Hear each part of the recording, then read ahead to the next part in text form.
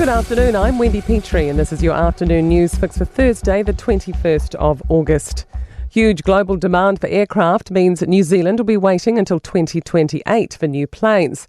The government today announced it's ordered 2 extra long-range Airbus A321 aircraft, as well as 5 Seahawk helicopters.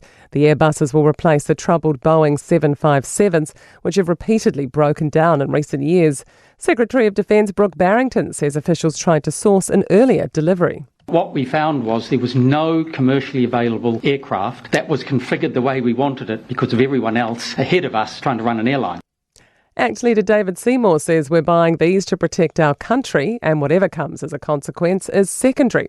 He believes it might impact tariff talks taking place in the US. Will it affect our trade balance? I'm certain that making a substantial purchase from American businesses will have an effect on the trade balance. The ACT leader is accusing a Labour MP of going after the votes of gang members. Labour list MP Pena Henare is running in a by-election in the Māori seat of Tamaki Makaurau, told voters he would repeal the gang patch ban when asked at a debate. It appears to contradict Labour's policy, as Deputy Carmel Sepuloni's told reporters Henare made a mistake. David Seymour says you'd have to ask Henare if that is a smart political move. Hey, look, if that's whose side he's on, I would say the rest of us are in favour of every other New Zealander being able to go about their business without being intimidated. Passionate Auckland councillors' density rules are debated by councillors. The rules would see intensification near transport hubs and town centres. Councillor Mike Lee gave a fiery 10-minute speech in opposition, which went twice the length of his allotted speaking time and had to be stopped by Chair Richard Hills. We need to stand up for Auckland because we're going to have trouble with the people of Auckland because we are not respecting the social contract.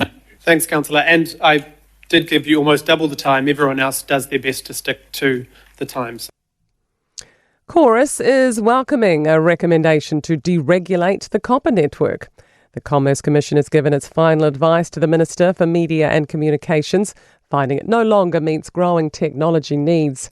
Copper wire networks provide traditional landline and broadline internet services. Over the past decade, the amount of people using it dropped from 1.3 million to under 100,000. Chorus General Counsel Crystal Mimikan said it reflects the fact there are now better alternatives like fibre. The Commission's recommendation acknowledges that copper is no longer essential for competition and is nearing the end of its useful life. To sport now, and major movement continues on the netball front, with Maya Wilson being replaced by fellow Silver Ferns shooter Amila Walmsley at the Stars. Walmsley's a 5th top-flight player to leave the Central Pulse.